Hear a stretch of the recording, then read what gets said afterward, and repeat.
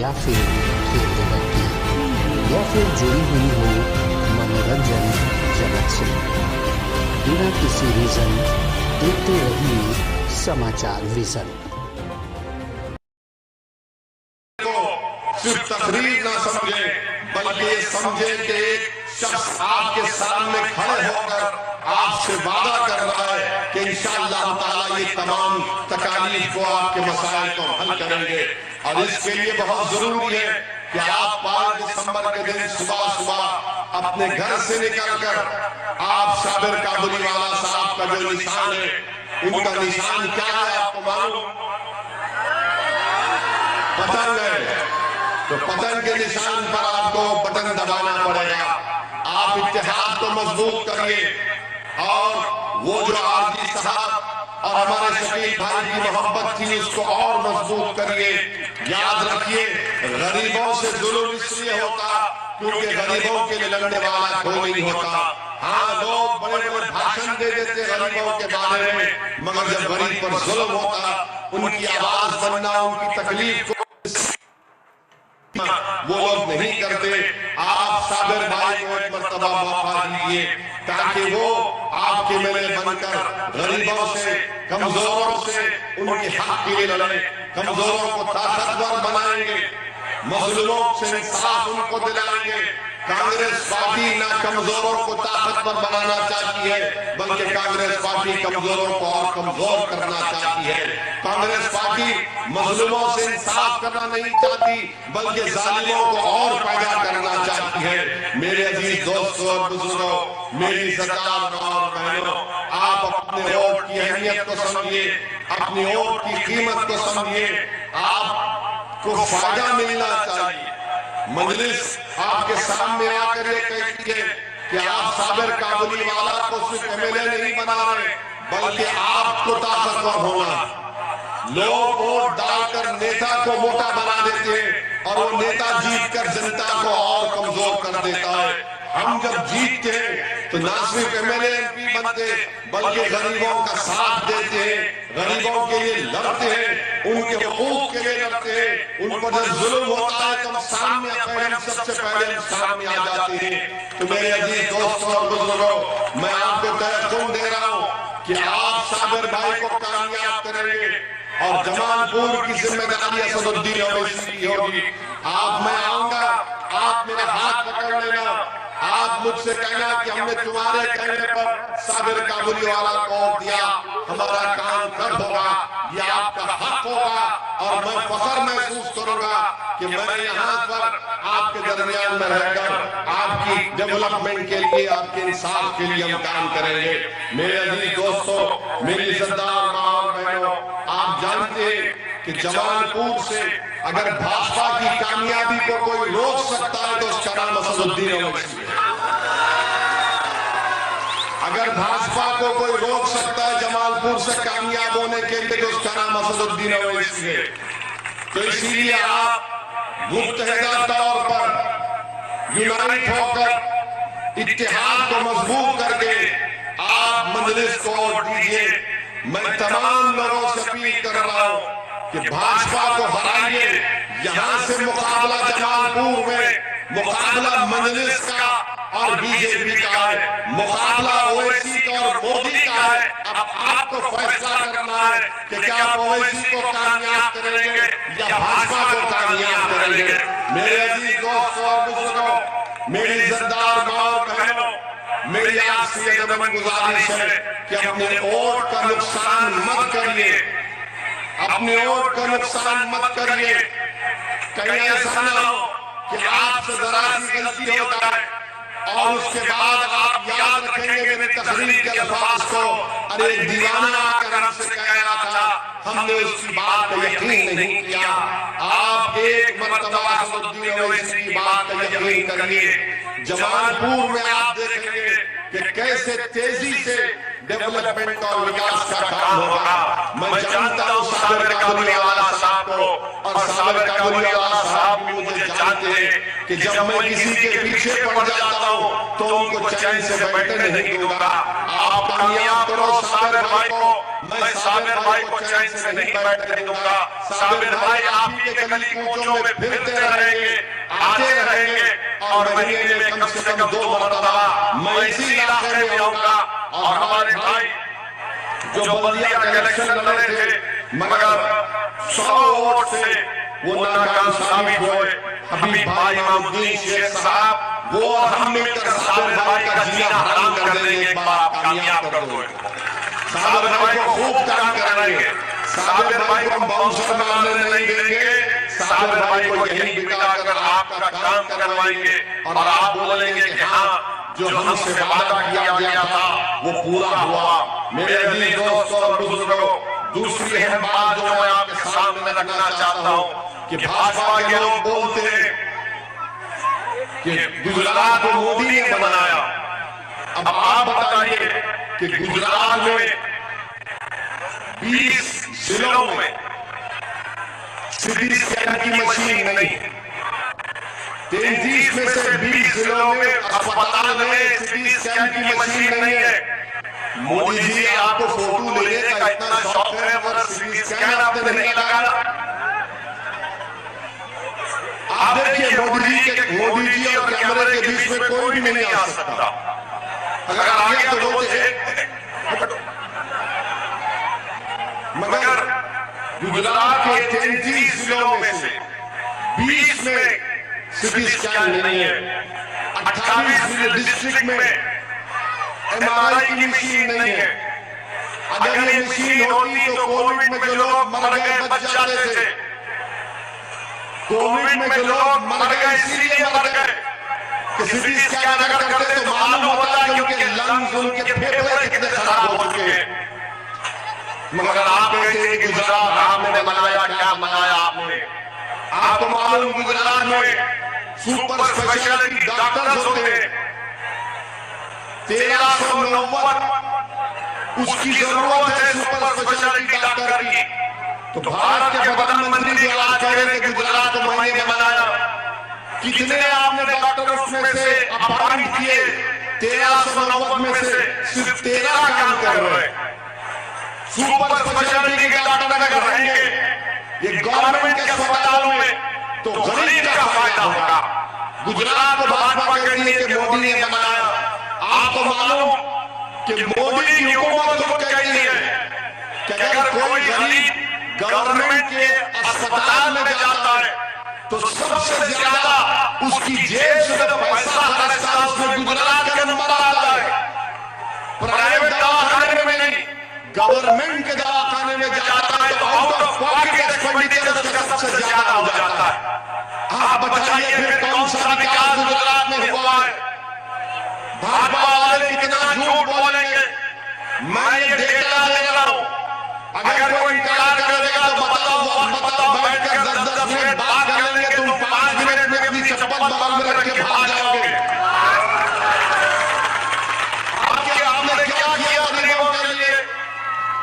आपने गरीबों के लिए कुछ नहीं किया और बड़ा भाषण देते लंबा छोड़ते हमने ऐसा कर दिया, हमने वो कर दिया। क्या किया आपने बताओ? यहाँ पर साफ पीने का पानी नहीं है। 27 साल में तुमने पीने का पानी साफ नहीं मिलाया यहाँ पर पीने के लिए। स्कूल नहीं है, ड्रेनेज लाइन नहीं है। क्यों नहीं है?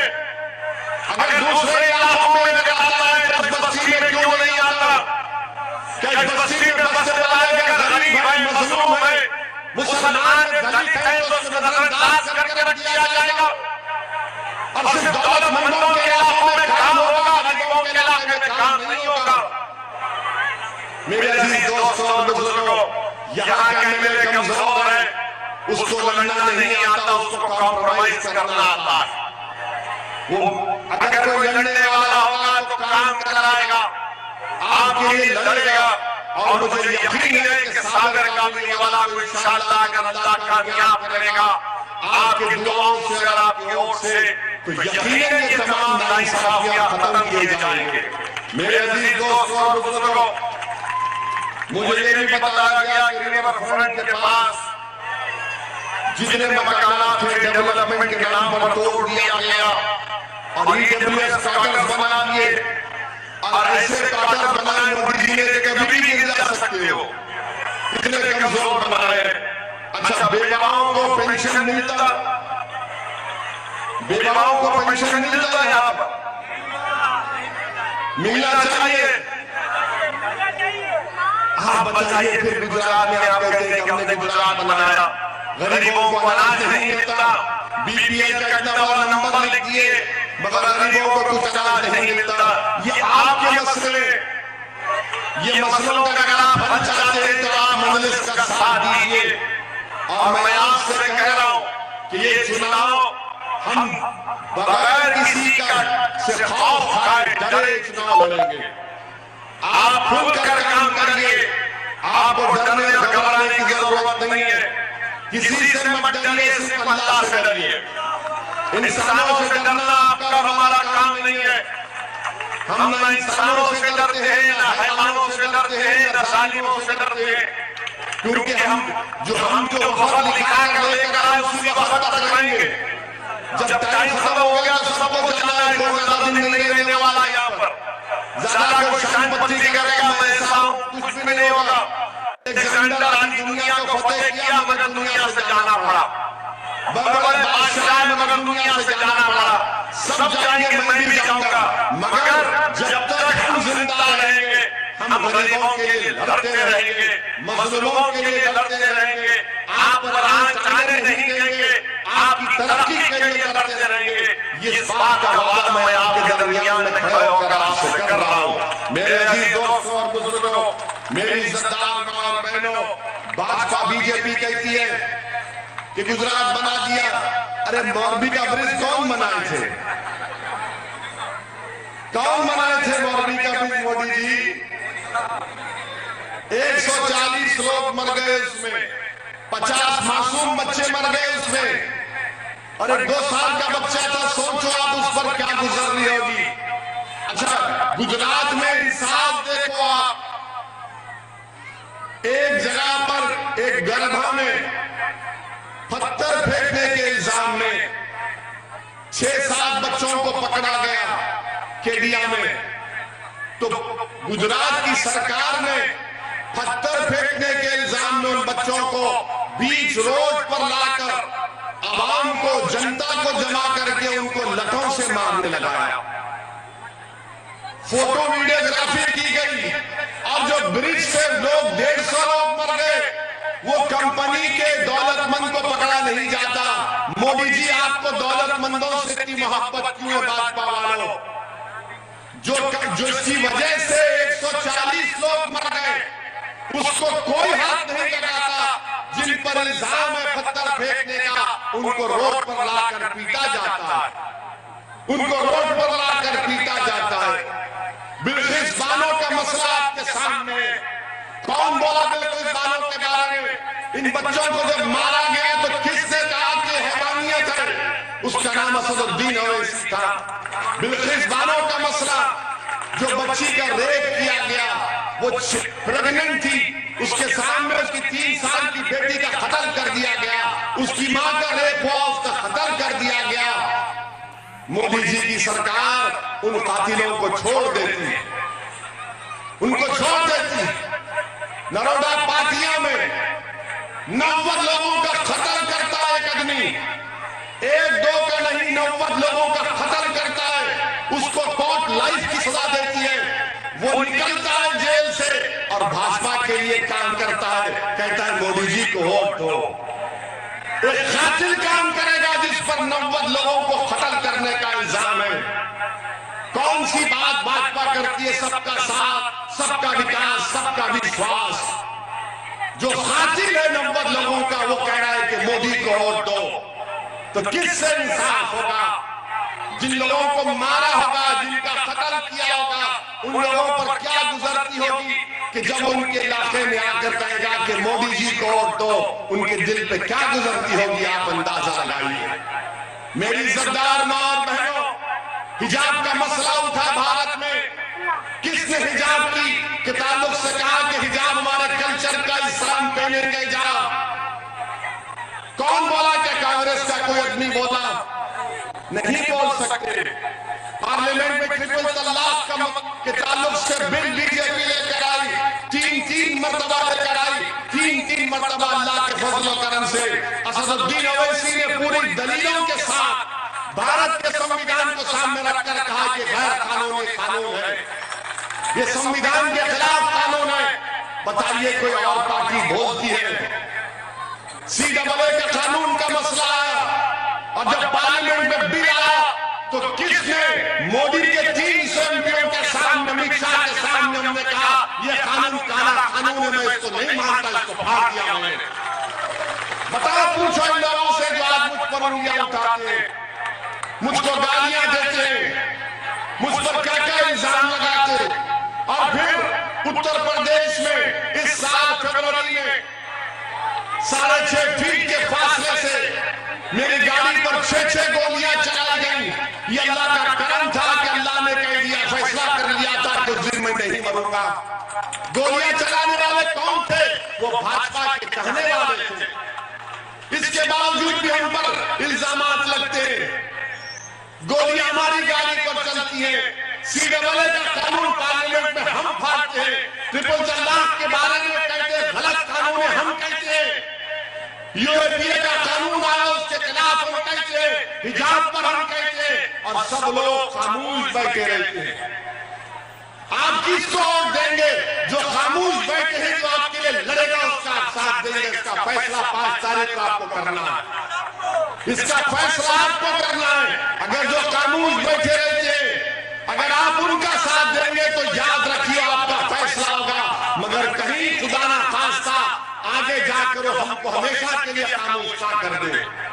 तो आपको लड़ने वालों की जरूरत है, आपको अपनी आवाज को बजाना है। गुजरात के विधानसभा में आप साबिर काबुलीवाला का मेले नहीं बना रहे, आप अपनी आवाज को गुजरात के विधानसभा में बजा रहे हैं। हम सिर्फ 13 सीट पर लड़ रहे हैं। लोग बोलेंगे और मीडिया के लोग पूछते हैं, अरे ओवैसी साहब आप सिर्फ 13 क्यों लड़ रहे हैं? क्या फर्क पड़ जाएगा? गुजरात में तो 182 असेंबली की सीटें हैं, क्या हो जाएगा अगर 5 से जीत कर आ जाएंगे? तब उनसे एक ही जवाब उनको देते हैं कि भारत की पार्लियामेंट में 540 के करीब लोकसभा की सीटें हैं, जिसमें 303 भाजपा के हैं और मजलिस के 2 हैं।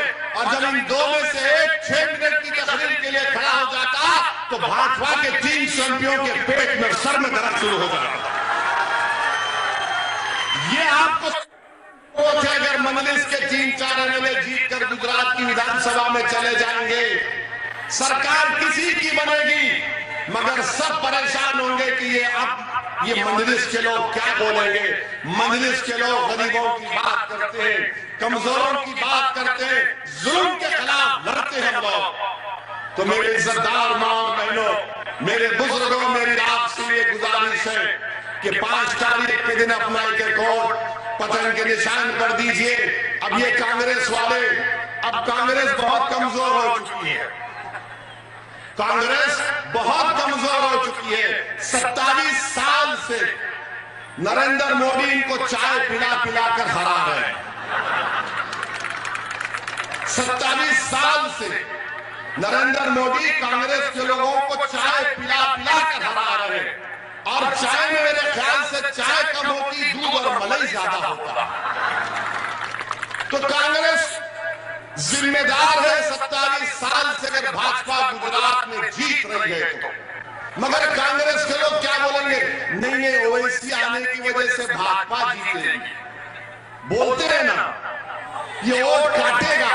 अरे मैं काटने नहीं आया हूं, मैं मिलाने आया हूं, हक लेने आया हूं गरीबों का। अब 182 में से अगर हम 13 लग रहे तो बचे 169, बचे ना। आप पूरे जीत जाओ, कौन रोक रहा है आपको? आप नहीं जीत पाएंगे। और बोलते हो ऐसी भड़काऊ भाषण देता है। अभी को मीडिया के लोग हमारे इंटरव्यू लेकर गए, बोले लोग आपको भड़काऊ भाईजान बोलते हैं। मैंने कहा भड़काऊ के अब तक समझ गया मैं, मगर अगर भाईजान बोलेंगे तो रिश्ता नाजुक हो जाएगा, याद रखना।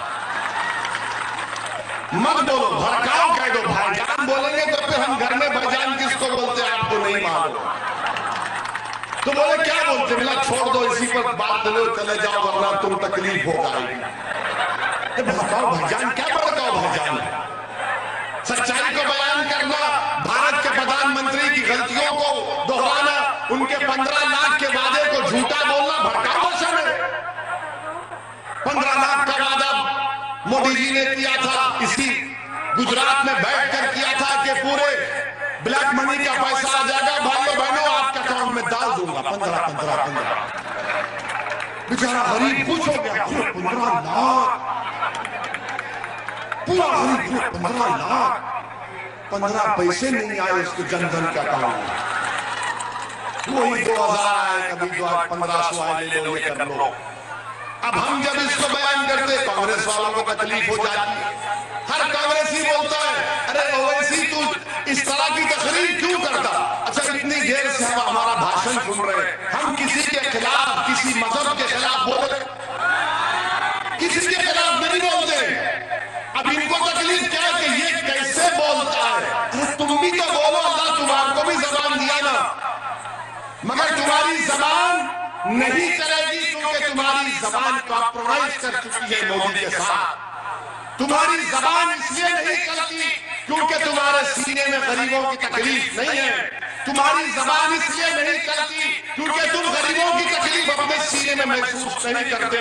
और मेरा मानना यह है कि जो शख्स गरीबों की तकलीफ को अपने सीने में महसूस करता, जो रात के अंधेरे में उठकर इन गरीबों के लिए अल्लाह से दुआ करता कि अल्लाह मैं भी गुनाहगार हूं, इन मजलूमों पे तो रहम कर दे, उसी की जबान चलती है।